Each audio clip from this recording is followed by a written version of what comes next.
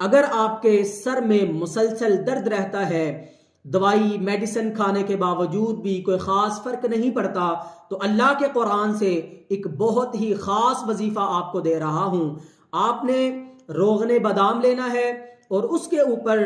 سورہ مریم آیت نمبر 4، اعوذ باللہ من الشیطان الرجیم، قال رب انی وہن العظم منی واشتعل الرأس شیبا ولم اکن بدعائک رب شقیا، 101 مرتبہ اول و آخر 3 دفعہ درود پاک پڑھ کے اس تیل کو دم کر لینا ہے، اور روزانہ رات کو سوتے ہوئے اپنے سر کا اچھے سے مساج کر کے سونا ہے۔ جب بھی ڈھکن کھولیں بسم اللہ پڑھ کے کھولیں، بسم اللہ پڑھ کے بند کریں۔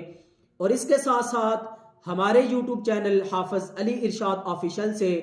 دماغ سے ریلیٹڈ جو دم ہے، صبح و شام وہ دم سنیں، انشاءاللہ اللہ کے حکم سے دماغ کے جو بھی مسائل ہیں اللہ تعالیٰ